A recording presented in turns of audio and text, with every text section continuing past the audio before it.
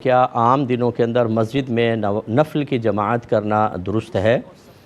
دیکھیں، اگر تو وہ جماعت فرض جماعت میں تقلیل اور قلت کا سبب نہیں بنتی، نمبر دو کوئی فتنہ فساد نہیں ہوتا، کوئی ایسا بعض لوگ اپنے خود شروع کر دیتے ہیں، امام وغیرہ کمیٹی مخل ہوتی ہے، ایسا بھی نہیں ہے، مثلا خود امام صاحب کمیٹی بھی انوالو ہیں، تو بالکل آج کے دور میں نوافل کی جماعت کی اجازت دی جائے گی۔ پہلے دور میں علماء متقدمین نے نوافل کی جماعت کو اس لیے منع کیا تھا کہ اس وقت فرض جماعت کی بڑی رغبت تھی، اور اس وقت نفل کی جماعت اس فرض جماعت میں بے رغبتی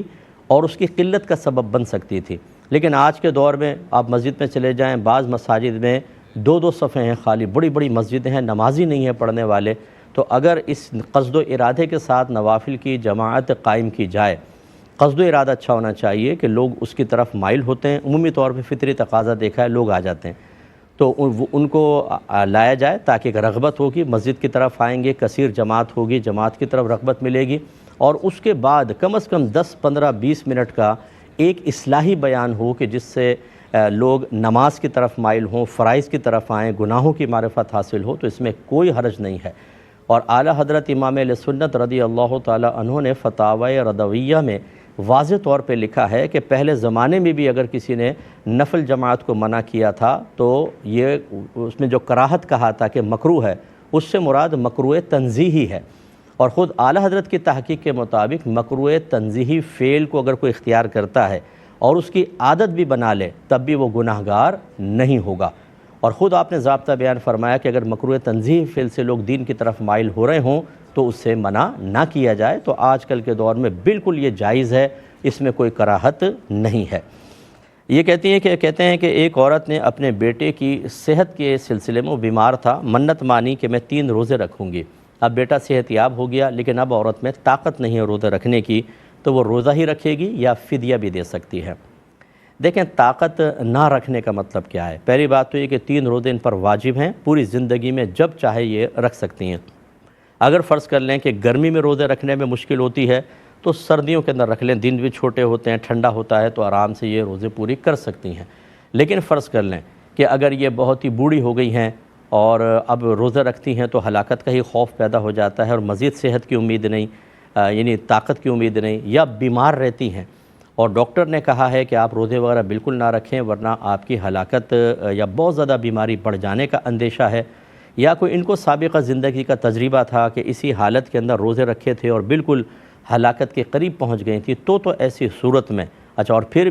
پھر اس مرض کے مسئلے کے اندر خاص طور پر اگر ڈاکٹر کہتا ہے کہ آئندہ صحت کی امید نہیں ہے، اس طرح بوڑھے کے اندر جیسے بتایا کہ مزید آپ کو کبھی طاقت کی امید نہیں ہے، تو یہ فدیہ بالکل دے سکتی ہیں۔ لیکن اگر ڈاکٹر کہتے ہیں کہ نہیں، آپ میں طاقت بعد میں آ سکتی ہے، مرض دور ہو سکتا ہے، تو ان کو انتظار کرنا واجب ہے، فدیہ نہ دیں، انتظار کرتی رہیں۔ اگر زندگی کے کسی بھی حصے میں ان کو صحت مل جاتی ہے تو 3 روزے ہی رکھنے ہوں گے، ورنہ کسی کو قابل اعتماد کو کہہ دیں کہ اگر میں اچانک فوت ہو جاؤں تو میرے 3 روزوں کا کفارہ ادا کر دینا، یعنی فدیہ دے دینا، اور ایک روزے کا فدیہ تقریباً 300 روپے بنتا ہے، یہ آج کل کے حساب سے، تو 900 یا 1000 روپے اگر صدقہ کر دیں گے تو انشاءاللہ ان کے تمام روزوں کا فدیہ ہو جائے گا۔ لیکن جب تک حالت صحت ہے یا آئندہ امید ہے، اگر یہ فدیہ دے بھی دیتی ہیں وہ قبول نہیں ہوگا، روزے ہی رکھنے ہوں گے۔ لہٰذا ابھی فدیہ اگر ہماری بیان کردہ صورتحال کے مطابق اگر ابھی یا آئندہ روزہ رکھنے کی امید ہے تو فدیہ نہ دیں، انتظار کر لیں۔ کسی نے کہا کہ میں نے 10 محرم الحرام کا روزہ رکھا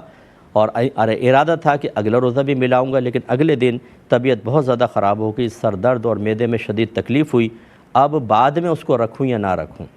دیکھیں، بعد میں رکھنے کی کوئی حاجت نہیں ہے، آپ کے لیے مستحب تھا کہ آپ اگلے دن کا یا پہلے دن کا روزہ اس کے ساتھ ملا لیں،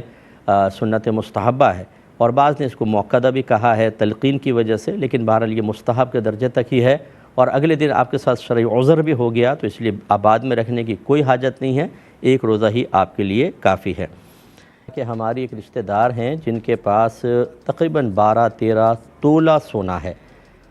لیکن وہ زکوٰۃ ادا نہیں کرتے، ان کے شوہر غریب ہیں، پنکچر کی دکان چلاتے ہیں، اور وہ عورت زکوٰۃ وصول کرتی ہے، کیا حکم شرع ہوگا؟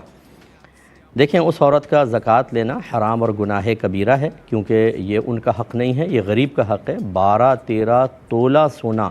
آج کل کے دور میں اندازہ کر لیں، اگر 4 لاکھ بھی لگا لیں تو 12 چوک 48 لاکھ کی وہ مالکہ ہیں، اور اس پہ پھر وہ زکوٰۃ بھی وصول کر رہی ہیں۔ نامعلوم وہ کون سی غربت ان کے اوپر طاری ہے۔ اور یہ زیادہ تر دیکھیں مسئلہ یہ ہوتا ہے کہ میں بار بار اس کو عرض کرتا ہوں کہ جب گھر کا سرپرست ان کے شوہر نے گھر میں ایک مذہبی ماحول نہیں بنایا،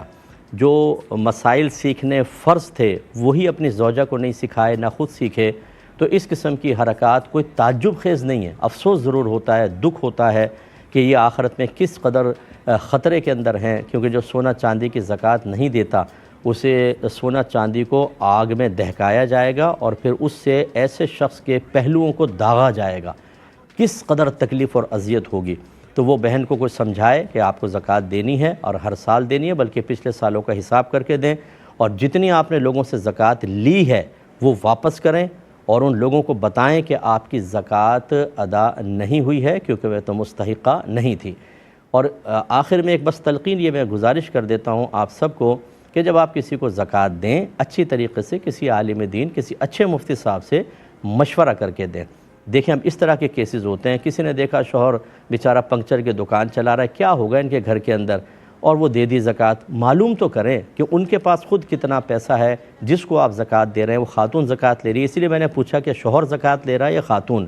اگر شوہر مستحق ہوتا تو وہ زکوٰۃ لے سکتا تھا، لیکن یہ خاتون تو لے ہی نہیں سکتی، اتنی یہ غنیہ ہیں، ان کے پاس اتنا مال ہے۔ تو اللہ کی بارگاہ میں بہرحال توبہ کریں، اور جو اپنی زکوٰۃیں دیتے ہیں ان کو وہ احتیاط کریں۔ اسی طرح جو باہر کے ملکوں میں ہیں یا یہاں پر بھی ہیں اور کسی کو زکوٰۃ کی ادائیگی کا وکیل بناتے ہیں،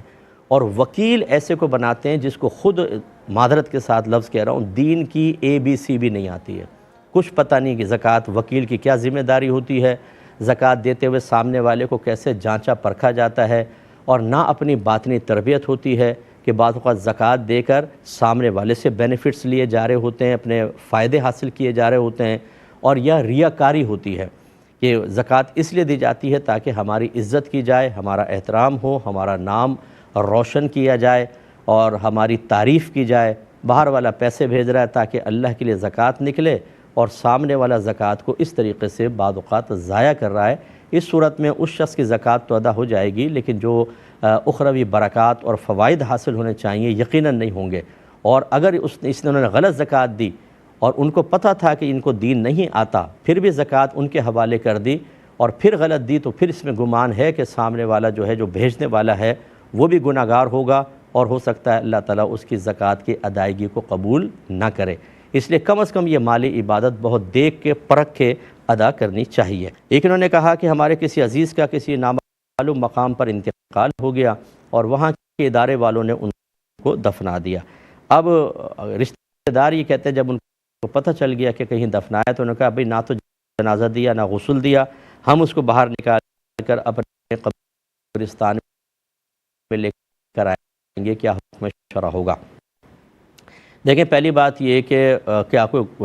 مطلب غیر مسلم کنٹری کے اندر وہ فوت ہوا تھا، اور کیا کنفرم ہے کہ غیر مسلمین نے اس کو ویسی بس پانی میں کر کے اور دفنا دیا تھا؟ اگر تو ایسا ہے تو پھر بھی فقہ حنفی کی روشنی میں اگر کسی کو نماز جنازہ کے بغیر دفنا دیا گیا ہو اور غسل کے بغیر دفنا دیا گیا ہو، تو غسل کے بغیر اگر فوری دفنایا تو فوری طور پہ نکال سکتے ہیں اگر فوراً پتہ چل جائے، اور پھر اس کے اوپر جنازہ پڑھ کے اس کو دفنائیں۔ لیکن جب اتنا عرصہ گزر چکا ہے، کافی عرصہ، تو اب اتنا تو کر سکتے ہیں کہ اس کی قبر پہ کھڑے ہو کے نماز جنازہ، یعنی ایک آدمی کھڑے ہو کے نماز جنازہ پڑھ لے، بس اتنا کافی ہے، کیونکہ اب غسل نہیں ہو سکتا، اب اسی طرح نماز جنازہ پڑھ لی جائے، وہ بھی اس صورت میں جب آپ کو یقین ہے کہ انہوں نے ایسا نہیں کیا ہوگا۔ لیکن کسی بھی صورت میں اس مردے کو اب باہر نہیں نکال سکتے ہیں، اس کو قبر میں رہنے دیں، اور خدا را اس پر رحم کریں اور خلاف شرع کام نہ کریں، اور آپ ایصال ثواب کریں۔ یہاں پہ لا کے دفنا کے کون سا آپ روزانہ اس کی قبر کے اوپر جائیں گے؟ سال میں کبھی ایک دفعہ جاتے ہیں، وہ آپ ایصال ثواب ڈیلی کرتے رہیں، انشاءاللہ جو راحت اور خوشی آپ چاہتے ہیں کہ اس کو حاصل ہو، وہ آپ کے دور سے ایصال ثواب سے بھی ہو جائے گی۔ لیکن بہرحال دفنائے ہوئے مردے کو باہر نکالنا بغیر کسی شرعی وجہ کے، جیسے کہ یہاں شرعی وجہ نہیں ہے، تو یہ گناہ گار ہوں گے اور یہ جائز نہیں ہے۔ ایک کسی نے کہا کہ میں نے 10 محرم الحرام کا روزہ رکھا اور ارادہ تھا کہ اگلا روزہ بھی ملاؤں گا، لیکن اگلے دن طبیعت بہت زیادہ خراب ہو گئی، سر درد اور معدے میں شدید تکلیف ہوئی، اب بعد میں اس کو رکھوں یا نہ رکھوں؟ دیکھیں بعد میں رکھنے کی کوئی حاجت نہیں ہے، آپ کے لیے مستحب تھا کہ آپ اگلے دن کا یا پہلے دن کا روزہ اس کے ساتھ ملا لیں، سنت مستحبہ ہے۔ اور بعض نے اس کو موقدہ بھی کہا ہے تلقین کی وجہ سے، لیکن بہرحال یہ مستحب کے درجے تک ہی ہے، اور اگلے دن آپ کے ساتھ شرعی عذر بھی ہو گیا تو اس لیے بعد میں رکھنے کی کوئی حاجت نہیں ہے، ایک روزہ ہی آپ کے لیے کافی ہے۔ ایک بھائی نے پوچھا ہے کہ اگر کوئی شخص روزانہ ظہر کے اندر جو پہلے فرائض سے پہلے 4 سنتیں مؤکدہ ادا کی جاتی ہیں ان کو نہیں پڑھتا، یعنی آتا ہے سیدھا جماعت میں شامل ہوتا ہے، اس کے بعد ان سنتوں کو پڑھتا ہے، عادت بنا لی ہے، تو کیا حکم شرع ہوگا؟ کیا اس کی سنت مؤکدہ ادا ہو جائے گی یا سنت مؤکدہ کا تارک کہلائے گا اور گناہ گار ہوگا؟